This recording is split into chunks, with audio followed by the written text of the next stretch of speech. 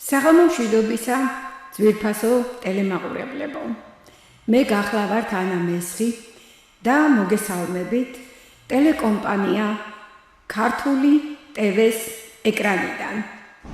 დღეს პარასკევია, საღამოს 9 საათი, რაც იმას ნიშნავს, რომ ჩვენ ვაგრძელებთ ჩემი საავტორო გადაცემების ციკლს სახელწოდებით ქართველური ცივილიზაცია.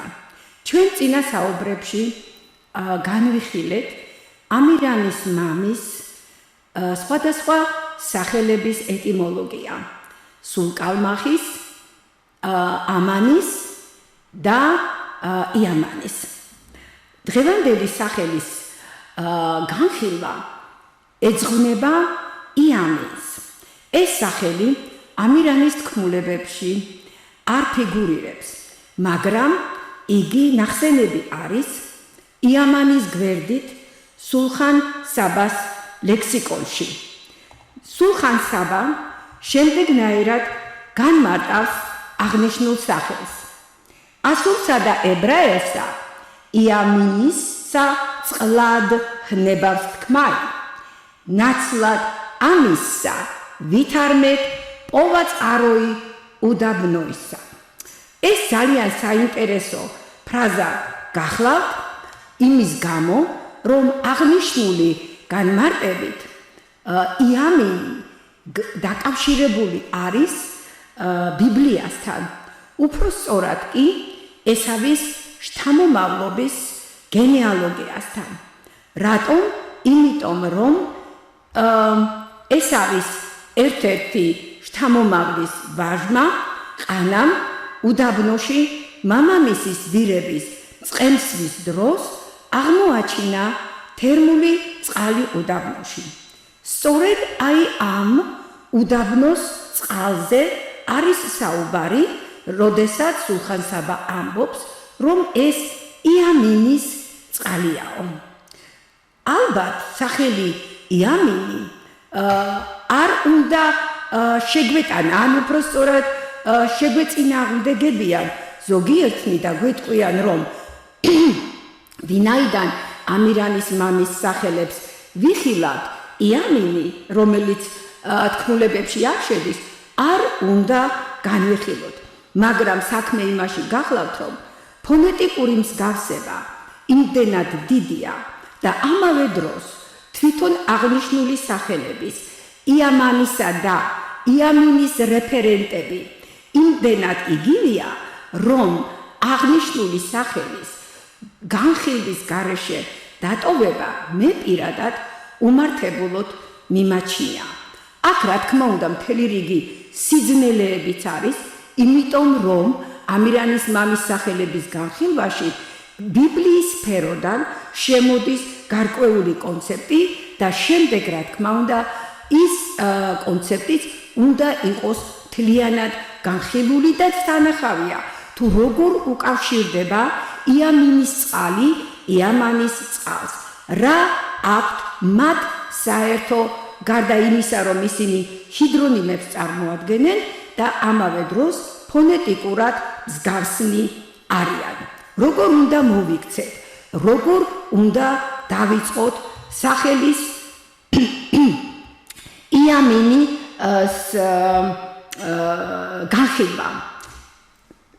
სანამ იამინის განხილვაზე გადავიდოდეთ, მანამდე მსურს ორიოდე პრინციპი ან თუნდაც კრიტერიუმი ეტიმოლოგიური განხილვებისა შეგახსენოთ.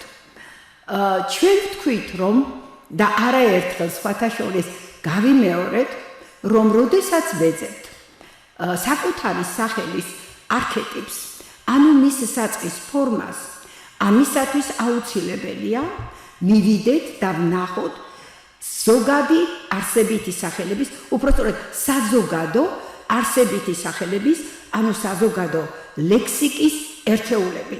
თუ მოხდება ისეთი შემთხვევა, რომ რომელიმე საკუთარი სახელიდან მეორე საკუთარი სახელი არის ნაწარმოები, როგორც მაგალითად ჩვენ გვქონდა შუმერული სულკალმახის შემთხვევაში და იგი თურმე ქართული სულკალმახიდან მომდინარეობს, ქართული სულკალმახი ამ შემთხვევაში წარმოადგენს მხოლოდ და მხოლოდ შუალედურ რგოლს, ხოლო ის საბოლოო საწყისი ფაზა ჩვენ ჯერ კიდევ რა თქმა უნდა ნაპოვნი არ აქვს. მაგრამ როდესაც ჩვენ სულკალმახი დავამთავრეთ ხომ მთლიანი განხილვა რომ მოვათავეთ, აღმოჩნდა რომ თურმე მისი საწყისი ერთეულები ყოფილა სული, კალ რომელიც ნიშნავდა კვლას, მოკლას და მახე რომელიც ნიშნავს ყოველთა შესაყრობელ იარაღს.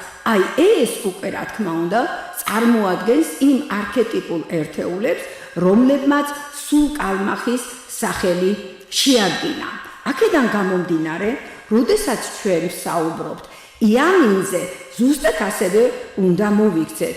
მართალია ეს აღნიშნული სახელი იამინი საკუთარი სახელი კია, მაგრამ საიდან უნდა დავიწყოთ მისი კვლევა, მაგალითად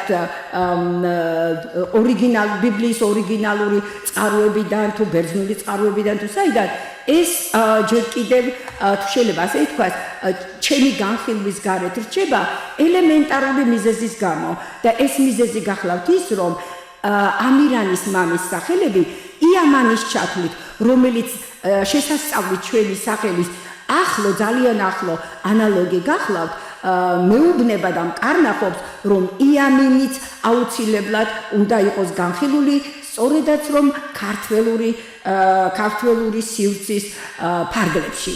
მაშასე უნდა დავიწყოთ იამინის განხილვა და ამაში უპირველეს ყოვლისა ჩვენ დაგვეხმარება იამანის სტრუქტურული განხილვა, იმიტომ რომ იამანი მე მკარნახობს თუ როგორი აგებულებისა ყოფილა სახელი იამინი. თურმე აქაც, როგორც ახლა თქვენ სლაიდზე ხედავთ, შედგება სახელი იამინი ორი კომპონენტისაგან. პირველი ეს გახლავთ ია, რომლითაც პირდაპირ უკავშირდება და აბსოლუტური იდენტური სიტყვა გახლავთ იამანის პირველი კომპონენტისა, ხოლო მეორე შემთხვევაში კი ძალიან მსგავსი სახელი გვაქვს მინი. მინ სახელში იამინი და ა სახელში იამანი. ყოველივე ეს რა თქმა უნდა მე მკარნახობს იმას, რომ მათ შორის გარდა იმისა, რომ არსებობს რეფერენტული იგივეობა, ანუ ორივე ჰიდრონიმს წარმოადგენს, აი ეს ფონეტიკური მსგავსება პირველი კომპონენტების, უпростоრად იდენტობა, იმიტომ რომ იქაცია გვაქვს, აქაცია გვაქვს, მე უკვე მკარნახობს, რომ ის ინფორმაციული სისტემა, რომელიც იამანიდან ამოვიღეთ ჩვენ და ამაზე უკვე ვისაუბრეთ, ხო, როგორ არის იგი დაკავშირებული შუმერის უდიდეს სიმბოლოსთან, ღვთაებრივსა და სამეფო სიმბოლოსთან, მის კალენდართან და ასე შემდეგ, აქაც თურმე რაღაცა ანალოგიური ინფორმაცია უნდა იყოს, გარდა იმისა, რომ რა თქმა უნდა, ვინაიდან ია ზიარი კომპონენტია, აი ის რაც ჩვენ შუმერულზე ვთქვით, იამანთან დაკავშირებით, აღნიშნული სიტყვაც, ანუ იამინიც იზიარებს, მასაც ეკუთვნის, მაგრამ მეორე კომპონენტი მინა მეუბნება, რომ აქ შეიძლება ცოტა განსხვავებული ინფორმაციაც იყოს ჩადებული და აქედან გამომდინარე, ჩვენ უნდა გავაგრძელოთ იას, ანუ პირველი კომპონენტის ანალიზი. აი ამ თვალსაზრისით ძალიან საინტერესო არის ისევ და ისევ შუმერული ცივილიზაცია და არა მარტო შუმერული, ამ შემთხვევაში ჩვენ უნდა ჩავთოთ აქადური ცივილიზაციაც.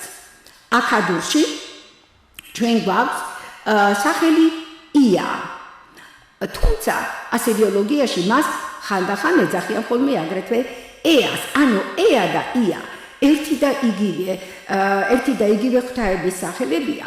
ოღონდ ქართველური მონაცემები მე მკარნახობს, რომ ეად კი არ უნდა წავიკითხოთ აღნიშნული ღმერთის სახელი, არამედ როგორც ია.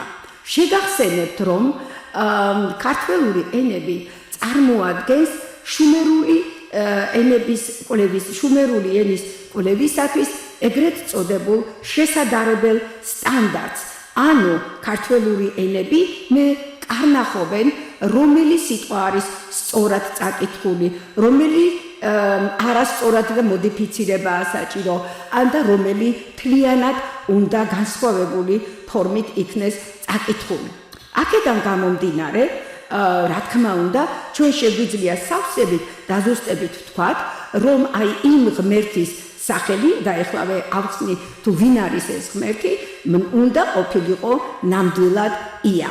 აქაც იას თაყვანისცემა შემოდის ძველი წელთა აღრიცხვის 2400 წლიდან, თუმცა მასზე უფრო ადრე, 200 წლით ადრე, ეს გახლავთ 2600 წელი ძველი წელთა აღრიცხვით, ანუ ეს არის ადრე დინასტიური მესამე პერიოდი, არსებობდა ღვთაება ენქი. ღვთაება ენქი შუმერული ცივილიზაციის და შუმერული ღვთაებრივი პანთეონის ერთ-ერთი უდიდესი ღმერთი გახლავთ. ენქი და ია ერთმანეთის ტოლფასი ღვთაებებია. ენქი იყო მტკნარი წყლების, სიბრძნის, ცოდნის და ამავე დროს ჯადოქრობის ღვთაება. და რადგანაც ენქი აი ამდენ სივრცეს განაგებდა, რა თქმა უნდა, იაც ასეთივე სივრცის გამგებელი იყო.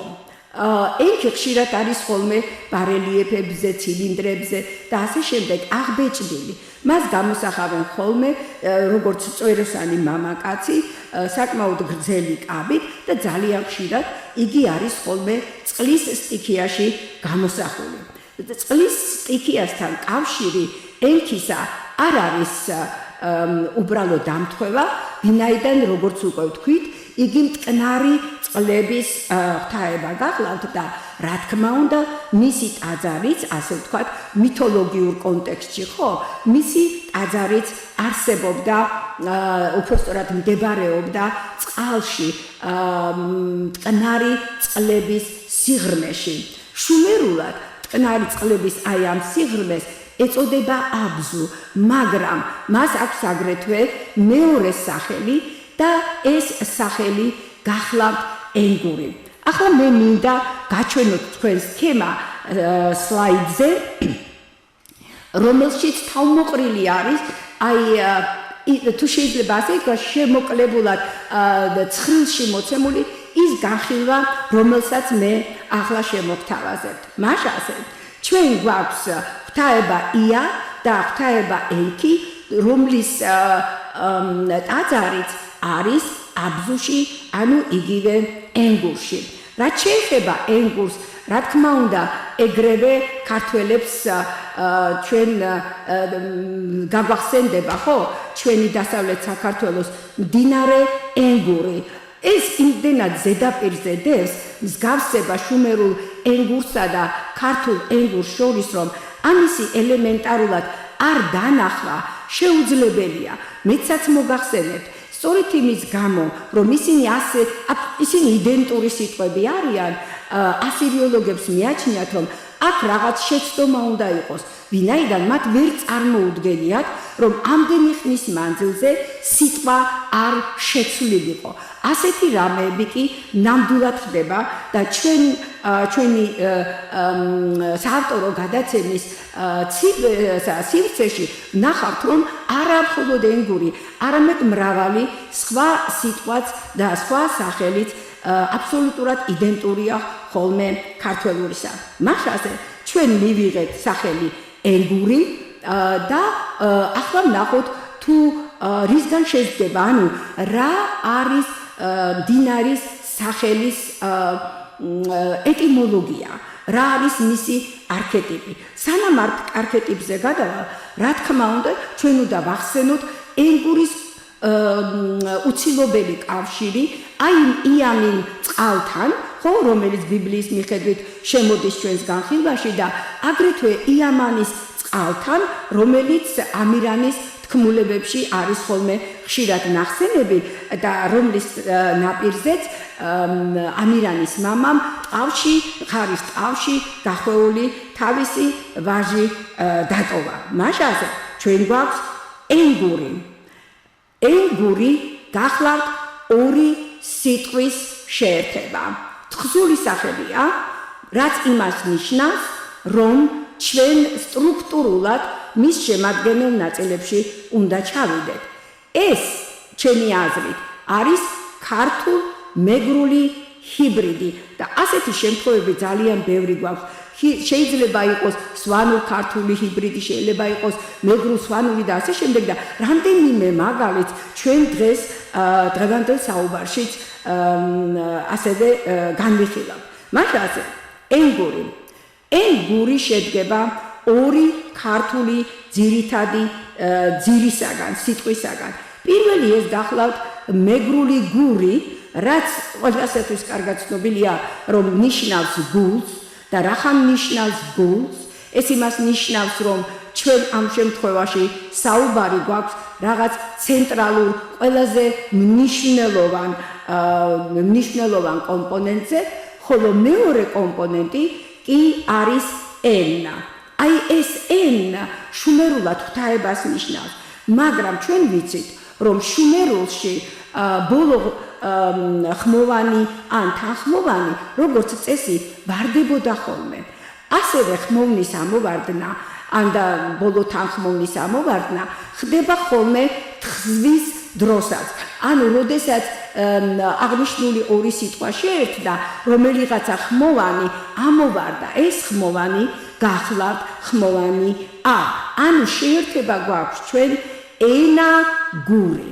თუ ენა გური, ამ შემთხვევაში ენა ქართულიდან მომდინარე სიტყვა, თუ ენა გური ჩვენ შევაერთეთ და გახსოვთ თქვენ ალბათ, როდესაც მე ვსაუბრობდი ეგრეთ წოდებულ სინტაქსურ არქეტიპზე, რომელიც ატრიბუტული სინტაგმის მსგავსად იკითხება, ხო?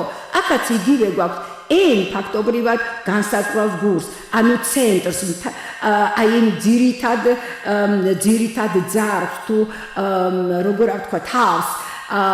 ეს ყოფილა თურმე ენის ცენტრი, ეს ყოფილა თურმე ენის თავი და თუ ასეთი მნიშვნელობა მომდინარეობს სიტყვიდან ენგური, ამას ენათ მეცნიერულად ჰქვია ფუძე ენა.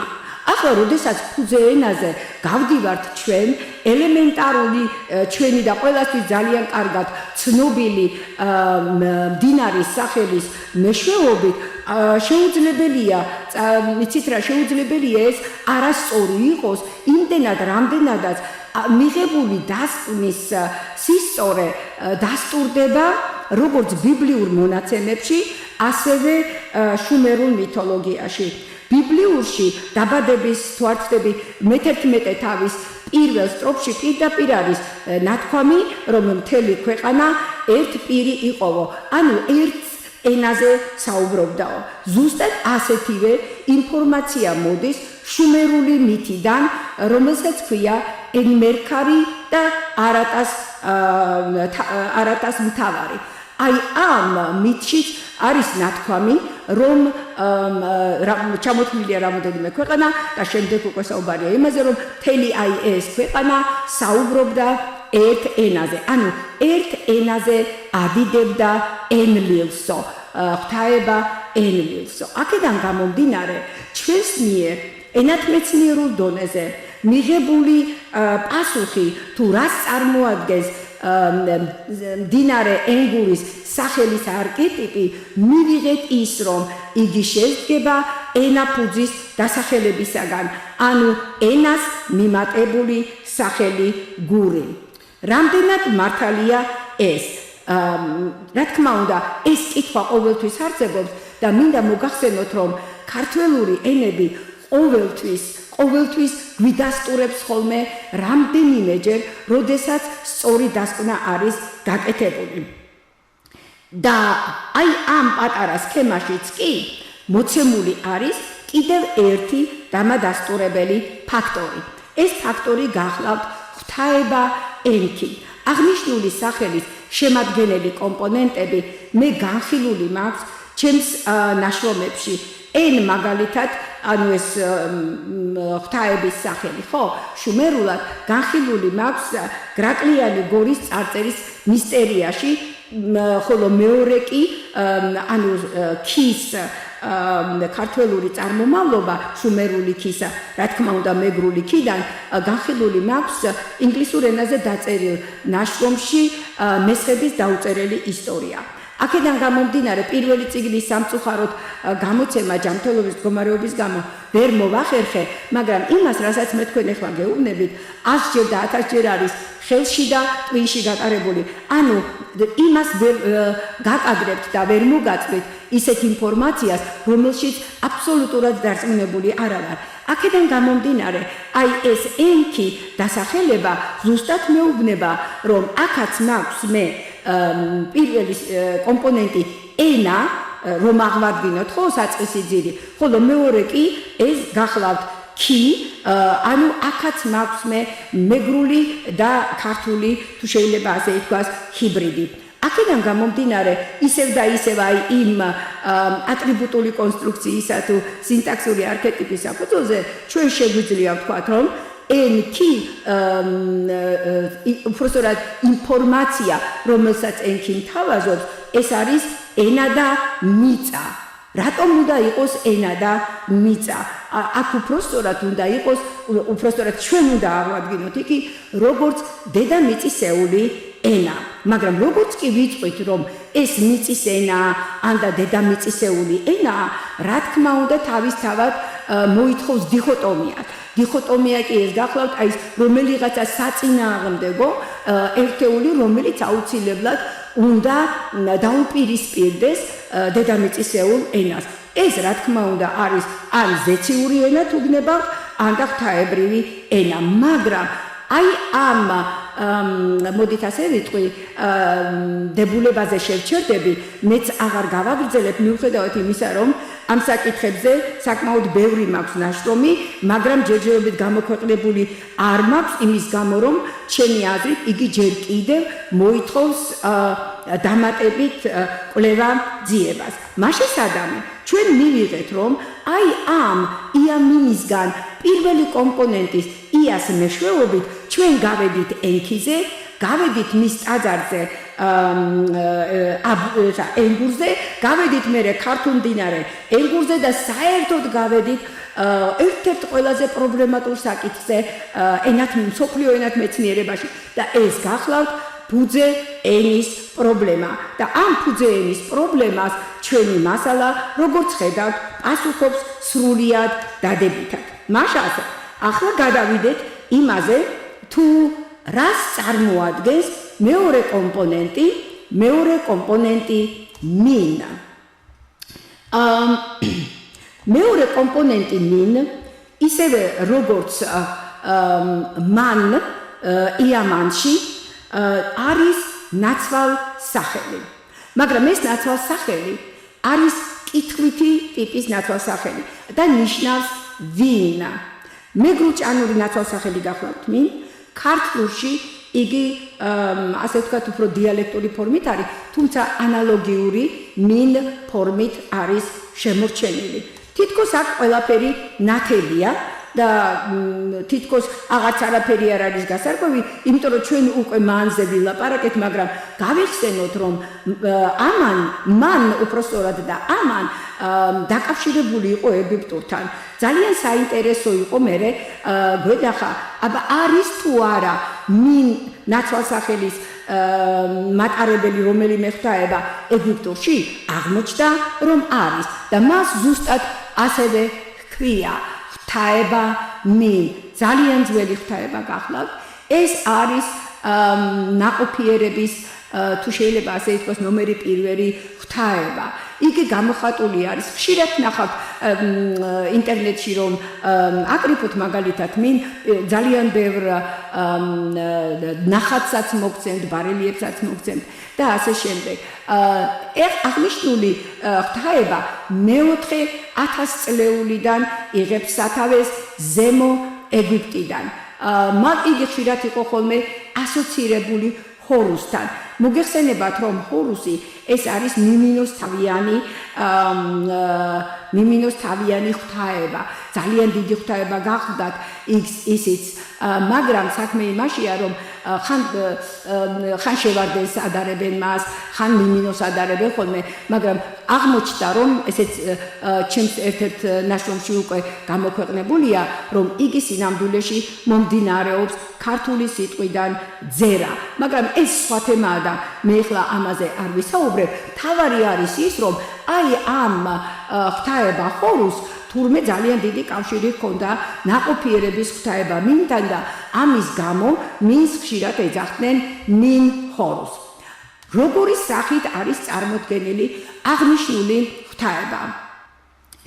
იგი ღვთაება მინ ნაჩვენები არის როგორც მამაკაცი ანთროპომორფული სახე არის ითიფალური ღვთაება რაც იმას ნიშნავს რომ იგი ელექტრებული ფალოსით არის წარმოდგენილი თან ფალოსი თავისი მარცხენა ხელით უჭირავს მარჯვენა ხელი აქვს ზე აღმართული და საცეხველი უჭირავს მას ხელში აი ამ საცეხველი უბრალოდ წარმოადგენს ეგვიპტური მეფობის ერთ-ერთ სიმბოლოს მის თავზე ადგას ორი ძალიან გრძელი ბუმბულის გვირგვინი ამ ბუმბულის გვირგვინის საფუძველში არის ხოლმე ხშირად ჩადებული დისკო რაც რა თქმა უნდა მზესთან არის დაკავშირებული და შუბლზე წაკრული აქვს ხოლმე ბაფთა წითელი ბაფთა რომელიც უკან იკვრება და კოჭებამდე სცემს ხოლმე ეს წითელი ბრძღვიალა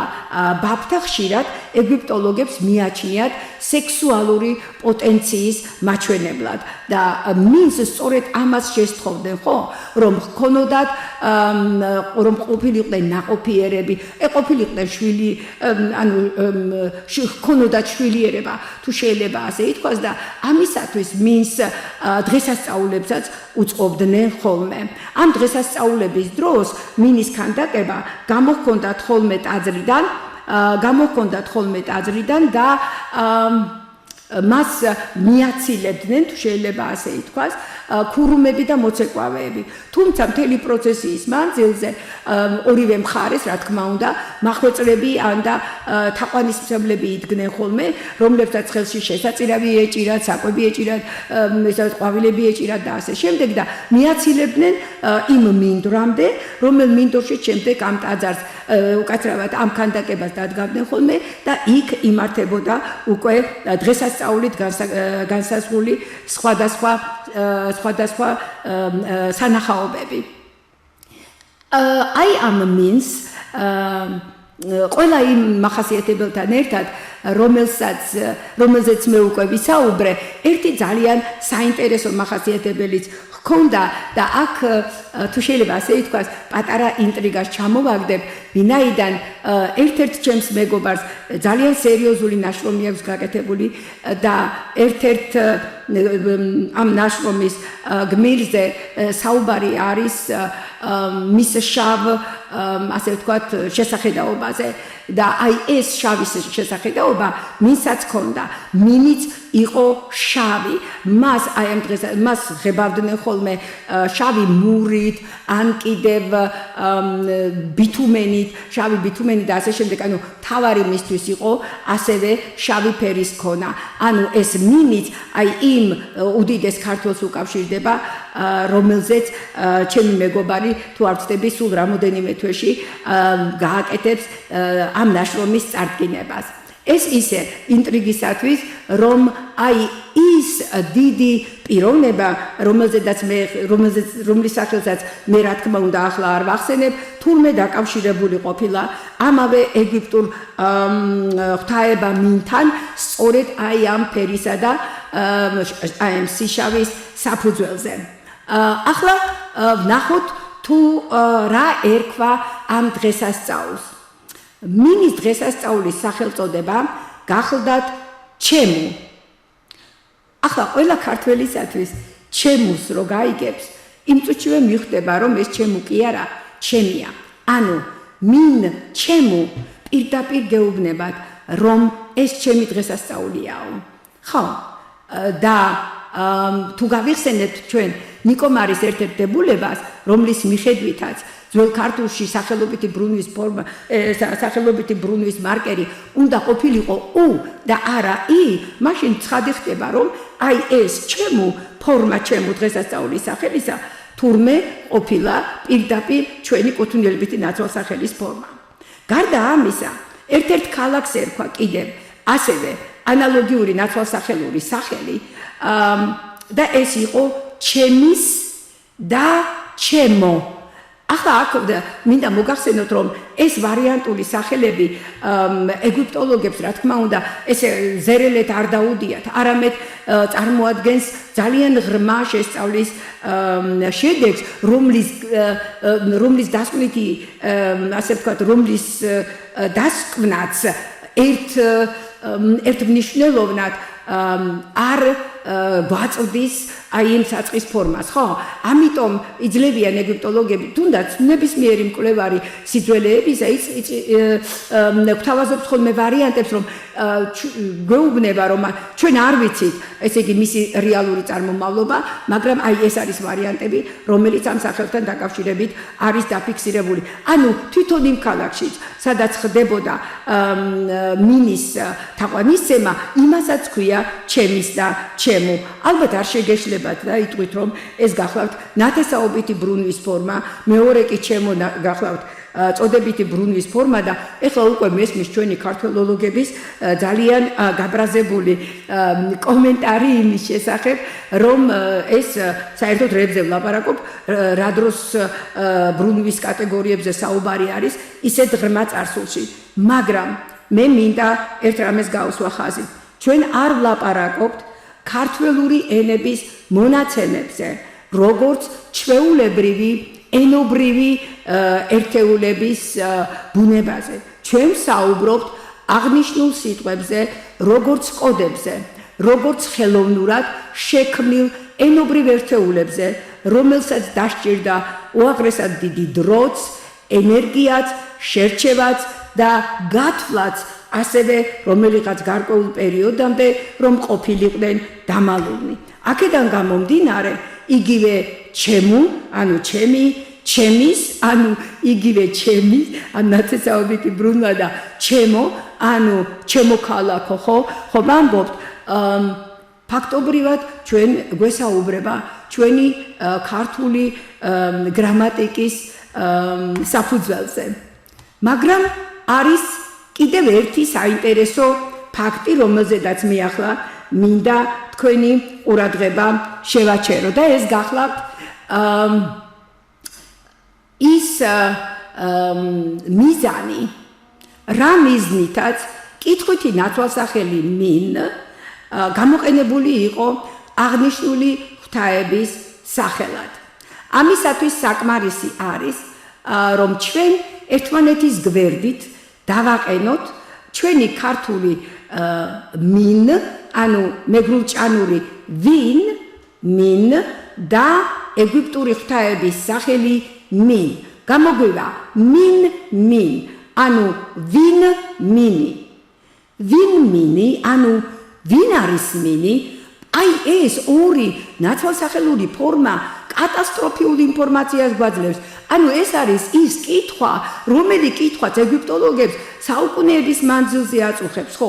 ვინ არის მინი? ანუ რა წარმომავლობისაა, საიდან მოვიდა იგი? მაგრამ თვითონ სახელშივე იგივე მინ, იგივე თუნდაც კითხვითი ნაცვალსახელი ავიღოთ, ან თუნდაც იგივე ეგვიპტური მინდა სახელება ავიღოთ, მასშივეა პასუხი ჩადებული. და როგორ? მინ შედგება ორი კომპონენტისაგან. მი პლუს ν.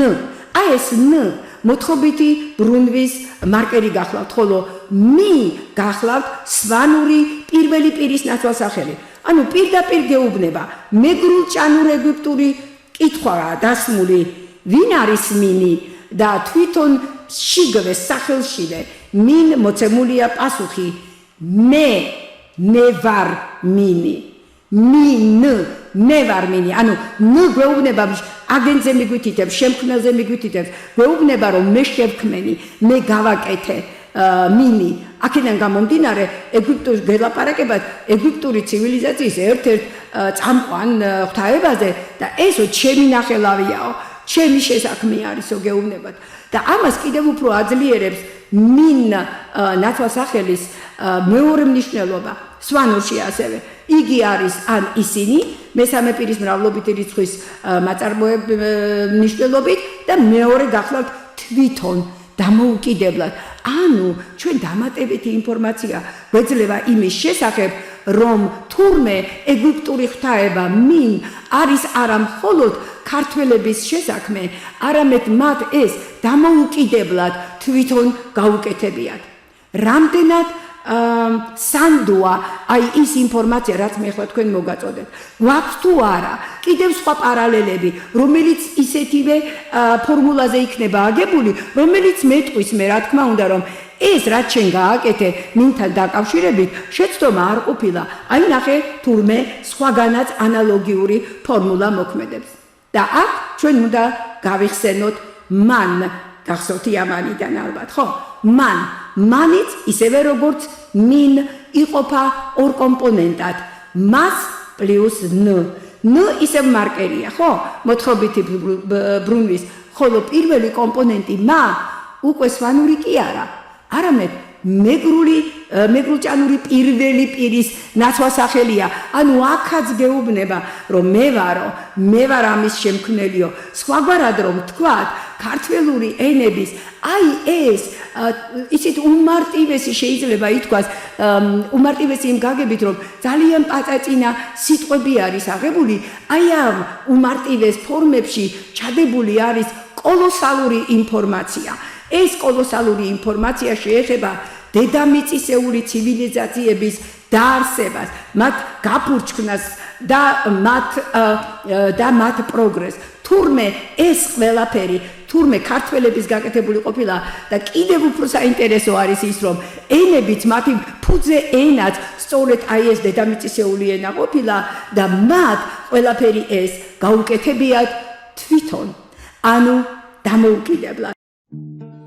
ყოველ კვირას 15 საათზე